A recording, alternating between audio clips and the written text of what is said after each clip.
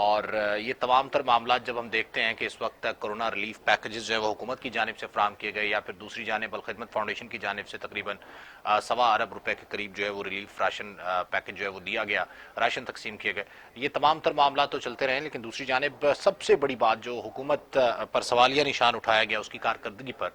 Supreme court کی جانب سے جو رپورٹ ایک سبمٹ کروائی گئی تھی این ڈی ایم اے کی جانب سے اور اس کے ساتھ ساتھ وزارت صحت کی جانب سے، کیا وہ واقعی تسلی بخش نہیں ہے جس طریقے سے چیف جسٹس کے ریمارکس آئے ہیں؟ اور اس کے ساتھ ساتھ اگر حکومتیں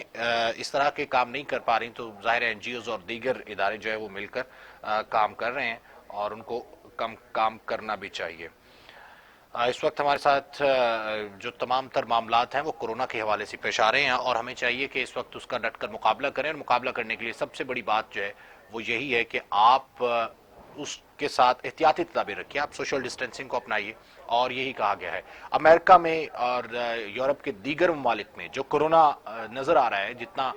زیادہ وہ متاثر کر رہا ہے اس طرح سے پاکستان میں نہیں کر رہا، ایشیائی ممالک میں نہیں کر رہا۔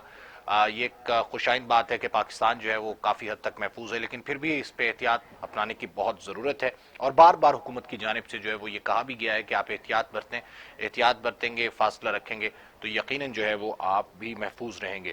احساس کفالت پروگرام ہو یا پھر بینکوں میں رش کی صورتحال ہو یا بازاروں میں صورتحال ہو، اگر اس کو دیکھا جائے تو ایسے نہیں لگتا کہ پاکستان میں، یہ پنجاب میں کہ کسی بھی علاقے میں جو ہے وہ لاک ڈاؤن چل رہا ہے، کسی علاقے میں سخت ہے تو کسی علاقے میں انتہائی نرم ہے۔ بینکوں میں رش جو ہے وہ بے تحاشا ہے، وہاں پہ سوشل ڈسٹینسنگ کا خیال نہیں کیا جا رہا۔ اس کے ساتھ ساتھ احساس کفالت پروگرام کی جو رقم دی جا رہی ہے اس میں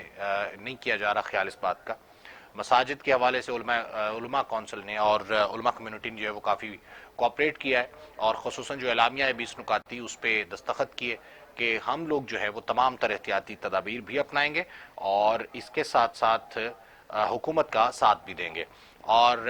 جو پنجاب کی حد تک بات کریں تو پنجاب میں کابینہ کا جو اجلاس ہوا اس میں یہ فیصلہ کیا گیا کہ آہستہ آہستہ اسمارٹ لاک ڈاؤن کی جانب جایا جائے گا، اور چند دن کے لیے کپڑے کی مارکیٹیں، صنعتیں، اور اس کے ساتھ ساتھ چند دن کے لیے کریانہ کی اور دیگر جو پروڈکٹس ہیں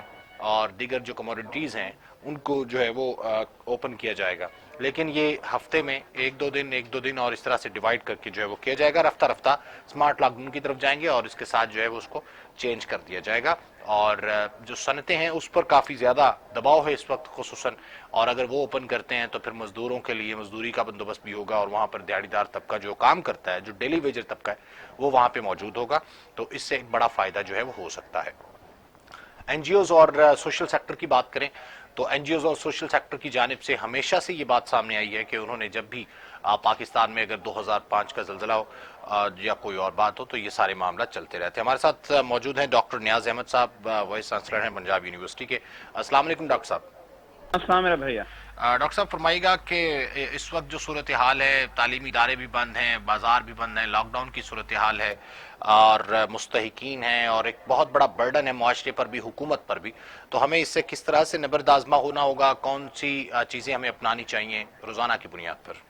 میرا خیال ہے سر میں ایک تھوڑی سی اگر آپ اجازت جی دیں جی تو آپ نے جو بات کی ہے ہماری انسٹیٹیوشنز جو ہے نا ان میں لاک ڈاؤن نہیں ہے اس طرح کہ ہماری آن لائن کلاسز ہو رہی ہیں، اور اس وقت ہمارے جتنے بھی ڈپارٹمنٹس ہیں ان میں کلاسز ہو رہی ہیں،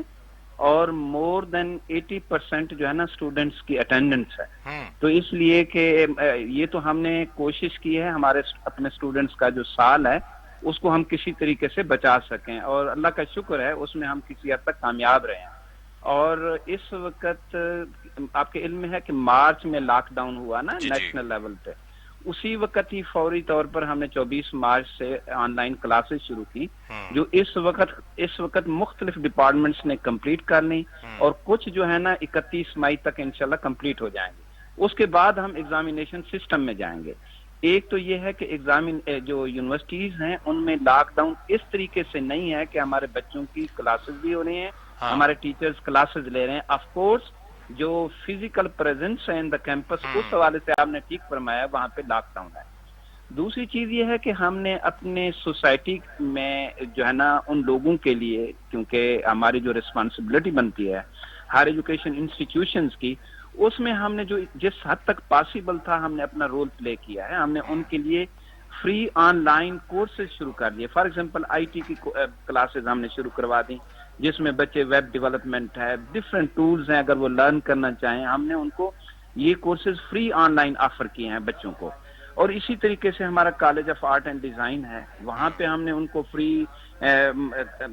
کوچنگ کلاسز دی ہیں، ورک شاپس کروا رہے ہیں ان کے لیے فری. جو ہے ہمارے آن لائن کمپٹیشنز ہو رہے ہیں. ہم نے سوسائٹی کو ہم نے ٹرائی کیا ہے کہ ان کو کسی طریقے سے انگیج رکھا جائے تاکہ یہ جو اس وقت سٹریس کا جو ماحول ہے سوسائٹی کو اس سے نکالا جائے. اس کے علاوہ پنجاب یونیورسٹی نے جناب ٹیلی میڈیسن کا ایک سینٹر ہم نے اسٹیبلش کیا ہے جو پنجاب گورنمنٹ کے ساتھ جو ہے ہم الائن ہیں، اور ہمارا ٹیلی میڈیسن سینٹر جو ہے اس وقت آپریشنل ہے. پنجاب یونیورسٹی نے ایک مینٹل ہیلپ لائن بھی شروع کی ہے جو ہیلتھ کے حوالے سے ہے، مینٹل ہیلپ لائن. اس میں ہمارے سائیکالوجسٹ بیٹھتے ہیں. اس کے علاوہ ہمارے پاس ایک ڈپارٹمنٹ ہے سوشل ورک کا، جن کے بچوں اور ٹیچرز کو ہم نے ریسپانسبلٹی دی ہے کہ سوسائٹی کے اندر راشن تقسیم کریں، کلیکٹ کریں، اور لوگوں کو جو ڈیزرونگ ہیں ان کو یہ دیں. تو اسی طریقے سے ہم نے جو کورونا ٹیسٹنگ ہے پنجاب یونیورسٹی نے خود اس کو اسٹیبلش کیا ہے، اور اس وقت ہم بہت ہی چیپر ریٹ پہ کورونا کے جو ٹیسٹ ہیں گورنمنٹ آف پنجاب کے تعاون سے ان کو بھی کر رہے ہیں. تو میرا خیال ہے کہ پنجاب یونیورسٹی اور اسی طریقے سے میرے باقی جو ہائر ایجوکیشن انسٹیٹیوشنز ہیں جس حد تک پاسبل ہے ہم کوشش کر رہے ہیں کہ سوسائٹی کو اس سٹریس سے نکالا جائے جو اس وقت نیشنل لیول پہ اور انٹرنیشنل لیول پر پریویل کر رہی ہے.